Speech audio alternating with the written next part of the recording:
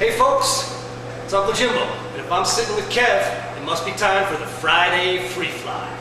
As usual, we're at Wando's Bar and Grill, Madison, Wisconsin, corner of University and Francis, where Madison's cultured booze weasels come to get lit. Tonight, Kev's trying out a new Bacardi drink, as Bacardi is a sponsor. How you liking that mojito, Kev? Hey, I do make the best drinks in town, sorry. I'm not gonna lie, this Bacardi mojito I made up earlier with a little bit of sugar, a little bit of soda, some mint, some lime, damn tasty. Is that a mighty tasty beverage there, Kev? It is a mighty tasty beverage. Well folks, this week we got a lot of things going on. One of the most, I guess, egregious things I saw, and it's kind of a pork buster, kind of anti-war. It's got flavors of all the things most of us hate most about Congress and the left. I'm going to go ahead and read it just a bit from the Politico, which is one of the best sources now for interesting information about DC. It says, anti-war Dems near defeat on spending bill. It says the additional money that they're giving these lawmakers to go ahead and try and get them to vote for this troops out in a year resolution is affecting some of them, obviously. All right, I'm just going to read you a little bit from our Representative Peter DeFazio. It says the additional money was attractive for at least one lawmaker, an out of Iraq caucus member. His spokeswoman Danielle Langone cited $400 million from a one-year reauthorization of the Secure Rural Schools and Community Self-Determination Act. Langone said, that's pretty vital for our district, so we'll be voting for the bill. This idiot is going to go ahead and subjugate right, wrong, and everything else to the fact that he can bring some pork home for his constituents. Kev, I don't know what to say about that. He's not the only one.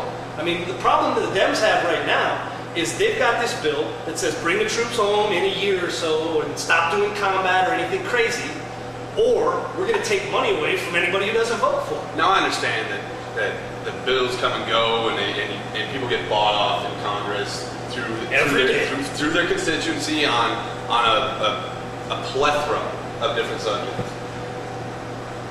Right now, we are dealing with an enemy that we have to maintain contact. We have to stay on their ass. If we let up, hey folks, I don't want to be dealing with another World Trade Center. Seriously, I cried that day, and if I find out, well, what's going to happen? Now let's say the Democrats get their way. Oh, we just we won half of what we were supposed to do. Let's pull the troops out. We deposed Saddam, we hung him, we beheaded him. Leave it to them, no matter what. Pull out. We had to have our civil war. Maybe they need to have their civil war. But how about this? First, all you opposing the war, I want you to know that you're probably going to have 1 million more deaths on your head. I'm just guessing. Probably. That's if it doesn't go completely regional. That's inside Iraq. So here's a scenario you might want to play out that maybe people of not my military intelligence or the knowledge I might have. But how about this scenario? How about the scenario we pull out? We take every one of our American soldiers out, and this will make you all happy. And maybe you take a tape parade, maybe you'll spit on their feet. Who knows what you're gonna do? I really have no idea because you disgust me. But how about this scenario? We pull out. Kurdistan is right now just enjoying the safety that they've not had in 30 years. And prosperity built from nothing. And prosperity. They are the poorest part of Iraq under Saddam. And in the Shiite South, mainly the Shiite South near Basra. Why the English and the Australians can pull out of Basra? Why are they going to pull out? Because it's mainly safe and they're taking care of their communities down there. And the Iraqis have taken first control of that area and are watching out for their own.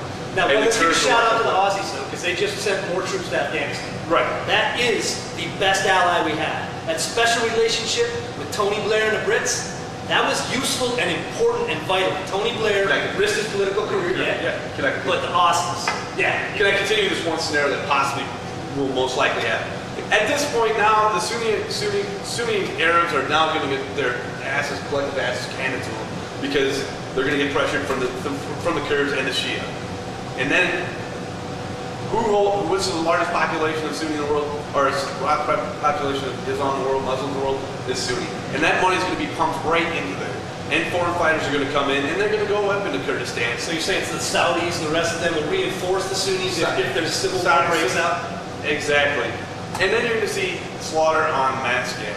And you know something? I did my time. I know that all you guys have, you know, blood, sweat, and tears back here, and you have done what you could to undermine my comrades' activities there. But, you know, to me, a million people, hey, Stalin said, a million people are statistic. You guys deal with that. Yeah. Now, General Petraeus said something very interesting, and he did this just recently. He mentioned that he was walking down the streets of Ramadi a few days ago in a soft cap, eating an ice cream, with the mayor on one side of me and the police chief on the other, having a conversation. Not to undermine General Petraeus. I'm pretty sure General Petraeus was surrounded by a lot of forces. Right. He's wearing a soft cap. Wearing a soft cap. Very bold. Very bold. But he was probably surrounded by a huge number of Americans. So you figure they cordoned off. Let him I don't know what's the range. I don't know. What a 7-1, huh? Exactly. Could they have instantly set up more and shot a few rounds at him? It's Yeah. possible. Could have hit him? Yeah. Could he have been injured? Yeah. And he had the balls to walk out there and show that, you know, this is getting better. And things are getting better. Don't let the media... Folks, just don't listen to the friggin' media. Things aren't all that. Things are horrible there, but things aren't as bad as things are getting better. It's like basing all of America on reports from D.C. one murder. Oh, there's one murder. America's bad. No, that's a good point. I got a couple other reports here that are pretty interesting. Pajamas Media has correspondent Omar from Iraq the Model. He's a dentist. He and his brother run that website, that blog, and he reports that the Al-Bu Isa tribes have backed by local police and multinational forces were clashing with Al-Qaeda, the Islamic State in Iraq, and fighting on their own. And that's been reported across Iraqi TV. Now, to me, that's about the best we can hope for, is to buy the allegiance, once again, not demagnifying them, but buy the allegiance of as many tribal leaders as we can who are willing to ally themselves with the government in order to fight the foreign elements that comprise that part of the insurgency. I don't think, you know, buying is the right word. How about these tribal leaders are realizing that, hey, now that's fair. There is a better way, there is a better life, and we're showing it to them. You know, the best report today that I think perfectly illustrates the reason we can't leave without at least knocking these people down in the dirt was, it came at a press conference where General Barbero said Iraqi insurgents today used 2 children as cover to get through a checkpoint in Baghdad. yeah. They drove up to a checkpoint, had 2 kids in the back. That allayed suspicions enough that they went ahead and let them through without searching the car. They drove the car through the checkpoint, parked it. 2 scumbags driving got out with the 2 kids in the back. Car blew up. Well, at least one of them. And we're not supposed to go. And we're not supposed to go after these people. War or whatever. Hey, everybody should be anti-war. In fact, I shouldn't even say anti-war. It's ridiculous because being anti-war is great. I wish the whole world was anti-war. But it's not. The reality is that we live in a vicious, vicious world, and there are people that want to hurt us and want to destroy us, and now they're using children, and they're not the first people. Well, first of all, Al-Qaeda was not the first. Palestinians have used. That's true. Palestinians have used, as much as Hamas and Fatah want to say that they are civilized, have used children and continue to teach children how to make bombs, use weapons to destroy people.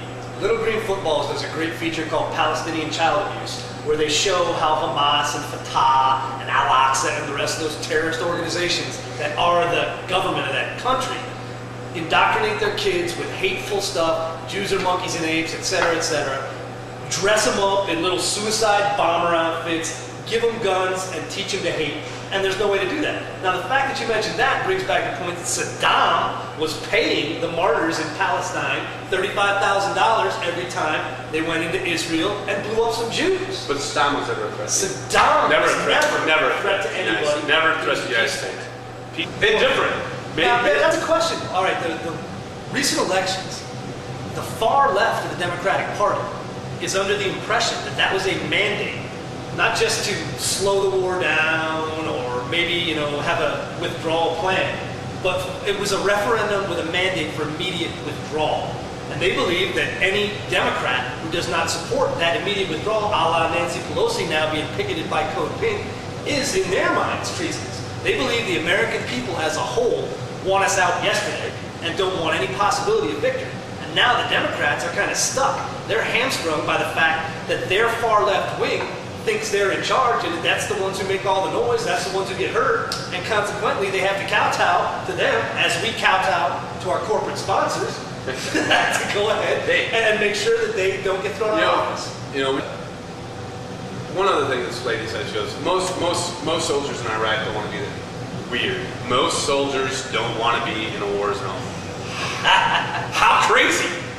Weird. Most soldiers don't want to be away from home. Weird.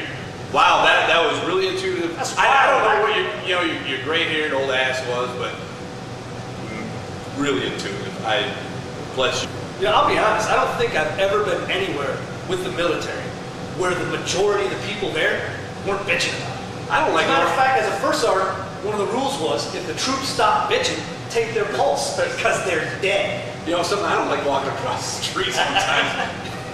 And I've been in for 18 years. So anyway, folks, that's this week's Friday Freefly. It's been fun sitting here with Kev talking about the world. Tried some mojitos from our sponsor Bacardi. Very tasty beverage. Mighty tasty beverage, I might even go so far as to say. Next week, we will go all out with that, have some folks in for a taste test. Enjoyed this week. We'll catch up with you next week. Have a good weekend.